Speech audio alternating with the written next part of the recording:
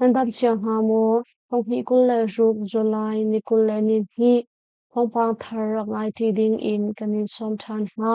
ngai ngun tha bar si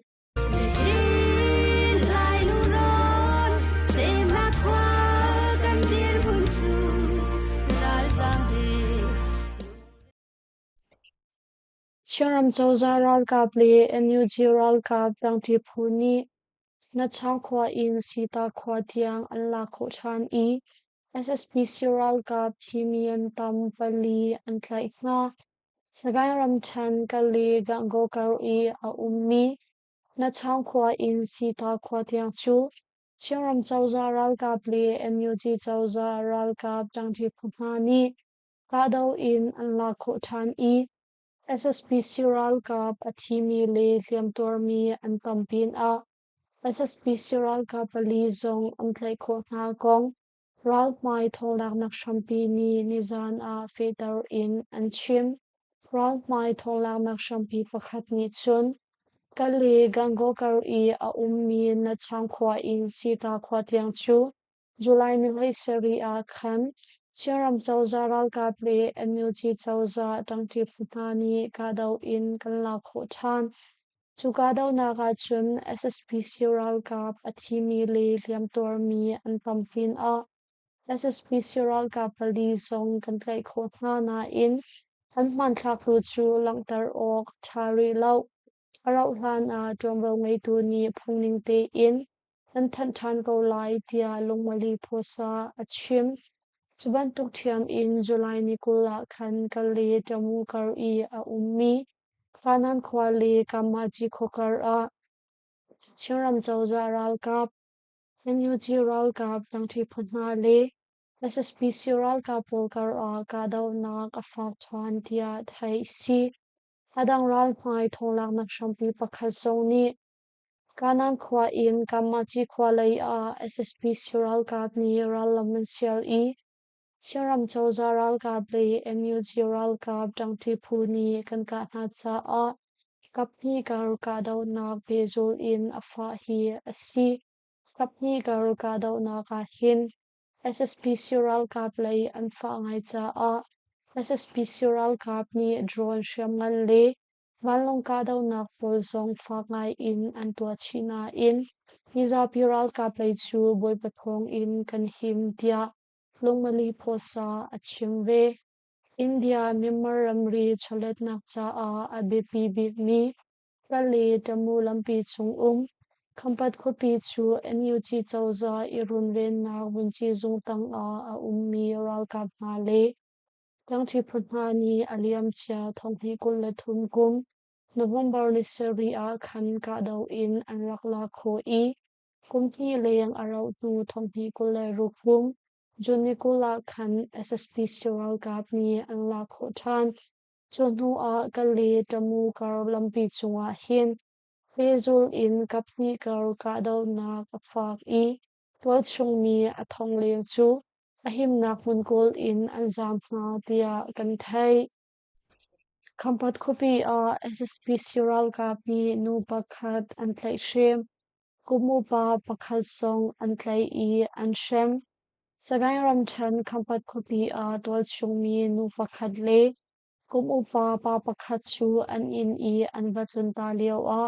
SSPC ral kapol hi anitong i nu pakhat chu an tlai shem kong tol chungmi ni nizan a an chim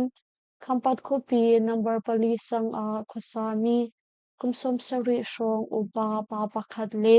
kumsom thum upa nu pakhat chu abepi ngai mi thil pakhat aum cha a July ni hleu ta khan ralan shel nak mun in an in i an thun liao a SSPC ral kapol ni an pu na i an tlai na tia thai si kumsom thum upa nu pakhat chu SSPC ral kapol ni an tlai shem i kumsom sari leng upa pa pakhat chu lungfim lo tiang in an shem tlai shem atong mi nu hi Afapa nupi asi i anshem mi kumsom sari leng upa chu apasalpa asi abipi ngai mi thil pakhat a ruang a an in a an tlung i Julia wa chun SSP Siral ka polni an mu na hi a si tia kampat ko pi tol chung mi pakhat ni knong tum a achim pali tamu lampi chung I a ummi kampat ko pi le kanan khwa chu SSP Siral ka ni anu ko than nu a kamachi khwa lei a pezul in ralam an sial I pezul in kadaw na fak pali tamu lampi chu SSP Siral ka polni anu ko than nak ding a pali tamu le mo le ko pi ti in Untum in SSP Siral ka thazang thong thum shrong ni ralam an sial I Zinglei ka daw nak le shangun ka daw nak pol zong fak ngai in an tua chi cha a tual chung mi thong tam pi chu a him nak hun kol in an zam ha tia thei si World Cup final I Argentina an sung ruanga khan an kholipi a boina ka chuak I minung hai nga leng tlai an tong Neymar chan in July ni kul zinglei streamia lam pakhat la cheu a an thui mi thonghi kul la ruk FIFA World Cup I final pakhat nak chu a Spain le Argentina an thui I Spain ni goal khat 0 in an play na cha a Spain an champion atu bantuk in Argentina an sung ruang a Argentina ram kholipi a tol chung mi le palik polkar a boina ka chuak I minung hlei nga leng tlai an ton kong thai si Argentina ram Buenos Aires kopi I a ummi obelis lungphun pong a kumpulu team thazang a pe tu minung tampi an I Argentina an sungka khanchun daite in anum kautna Kumpal a pumpulu team thazang a pe tu minung cheu khat ni chun palik ni an khammi pol an show I palik pol chu lung in an che na cha a kapni kar boina a thok palik ni mikhutlak nak bom pol zong an man I kapni kar boina ronga chun minung thai nga leng tlai an tong tia Argentina ram thonglak nak shampi cheu khat ni an chim Subantuk thiam in July ni hlei nga zinglei streamia lam pakhat la cheu a an chui mi FIFA World Cup I semi final a France le Spain an chui I Spain ni goal hi 0 in an tai na cha a France ram chung hun Chiapa boina ka chuak I minung zale somruk leng tlai an ton kong tongwa ngei tu ni an chim ve Kumpalui chui adi da changka fan France an sung ruang a Paris le Leon khopi tol chung mi cheu khat chu thin hun bu in lampi chung a an chuak I nombom pol mai in khang pin a phang firework pol in palik pol an ka na ruang a boina ka chua hi a si boi bai nak ruang a chun nun nak riam mi le thiam tor mi anum sholo I mi nung zale somruk leng chu palik ni an tlai na tia Friends from Tomba Way to Nichun and Shim Kong Higula Rook FIFA World Cup a Spain and champion Argentina ni pati nak laksong and Chow I England ni pathum nak laksong and Chow Ve Chupin a Thong Higula Rook FIFA World Cup a Pumpak in Thiaman laksong a Humi na chu Golden Ball Tournament Player of the Tournament Rodri Spain Silver Ball Lamine Yamal Spain, Bronze Ball Lionel Messi Argentina, Golden Boot Top Soccer, Kylian Mbappe France Goal Shot, Golden Glove Best Goalkeeper Unai Simon Spain, FIFA Young Player Award Paul Cubarsí Spain. Isa chu peng PDF sakhan pakhat SSP Siral Cup ni ja fighter le Mi-35 helicopter in Anka, mototal in Shamnam Tamnal in Sung, Magwiram Chan yi sa Chopeng Chung I a ummi, PDF Ral Cup sa Khan Pakhachu, SSP Siral Cup ni ja fighter le Mi-35 helicopter in Anka Ruang a, moto patnital in Shamnam Tamnai an Sung Kong, isa chu Revolution Group, YRG ni Nizan July ni Kulani Khata Anthan Isa chu peng chunga shambun in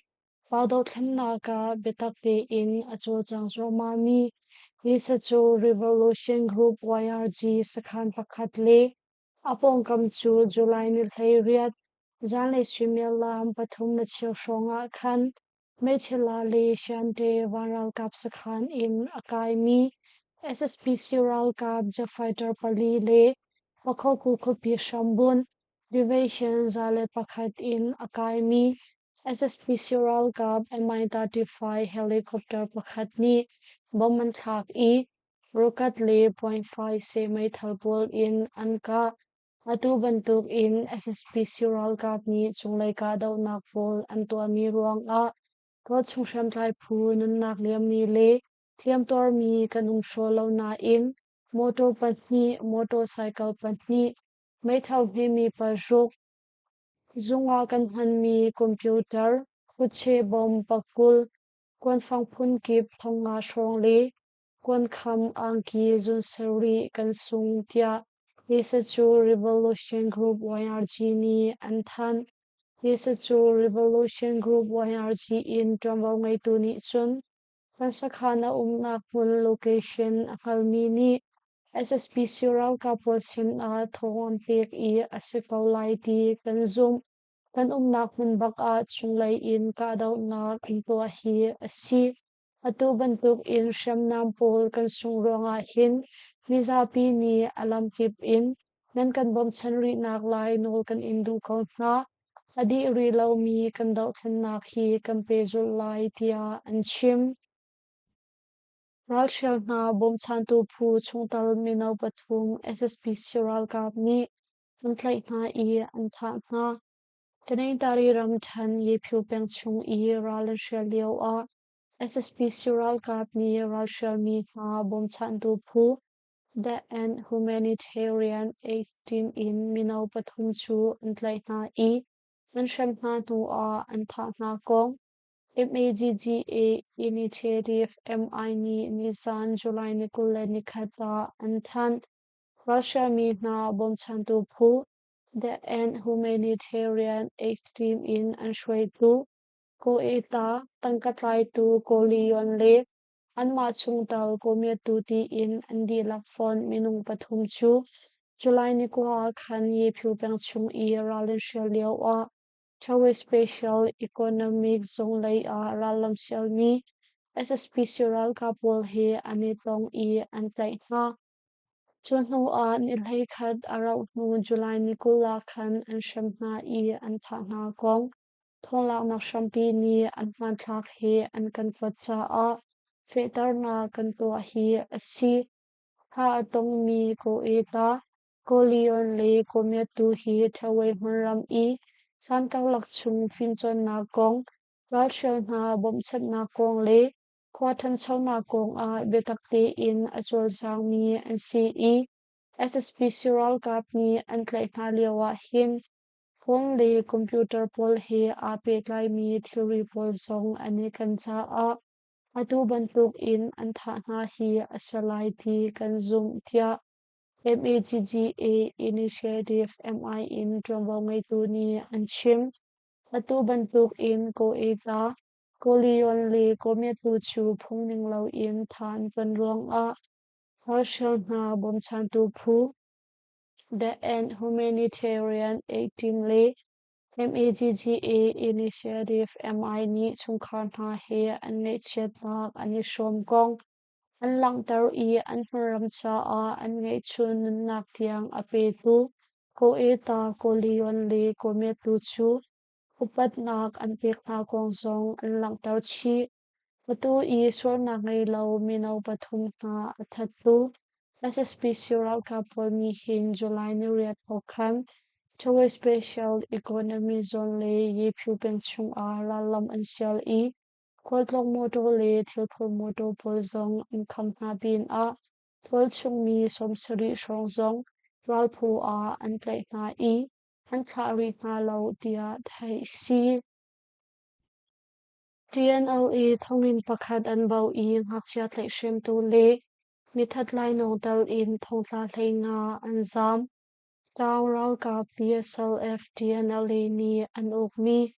Yaram kul mantong khopi thongin chu July ni kul a thongtla pol ni an bau I Haksia tlai shem ruang le mi tha lai non ruang a thongan thlak mi na dal in thongtla hei nga an zam kong thonglang na shampi ni nizan a an chim thongin ngak tu ani ngel kar a thongtla pol ni thongin an bau I an zam hi asi azam mi thongtla pol laka hin nan sampeng khopi pakhat a Chiapa khat atlek shem tu kumkul le kumnga upa cho the zong atal I mithat lai nong mateya peng mi uzo min zong atal ve chupian a mi fir pakhat rithai si zor tu minung pathum rithai si atong mi minung pasari le SSP Sural Kap chungtal pathin zong anetal thongin ngak tu an dai thlan ruang a atu bantuk in hivial te thongtla an zam ko hi a si I an tlai kho ri nga lo hi kong he pe tlai in PSLF TNL ni phungning te in thong an than mi om ri lo tia khong lak nak shampi ni CP News Agency a an shim aliam chia thongti kulanga kum November ne khasonga khan Tao rau ka PSLF TNLA ni an ukmi ko khain kopi a atu bantuk hin thong in an rak bau I Haksia tlai shem ruang a thongan thlak mi na dal in thongtla pakul an rak zam I an luat tia thai si ko kan rau ka MNDAA le Tao rau ka TNLA chu taluk toral nak in SSP Siral ka phe ka dai nak sarding in natlak nak ngai cha a Liam chia thongpi kulanga kumchunga khan SSP Sural ka phe minsan athu mi phu NC tia kan thai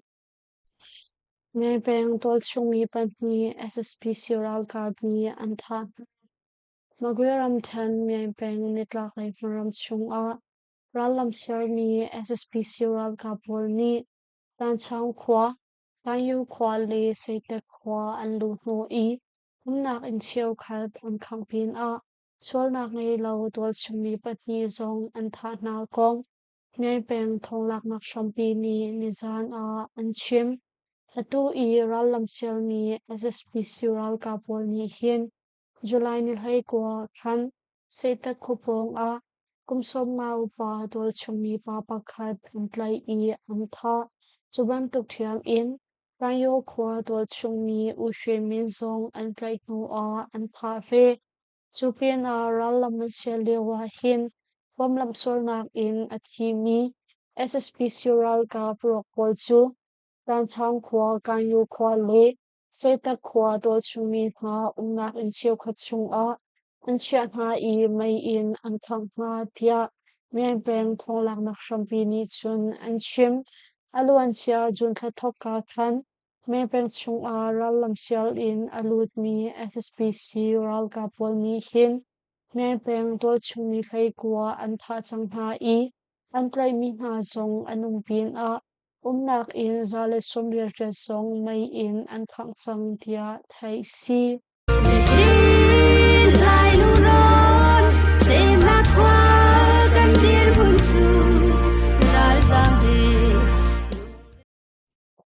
Lungali post tha zang akan pe I kan thong chim ngai tu nandi lak chung a kane lom tuk hring shan thai Zinglei a thong pang thar he kane tong than na lai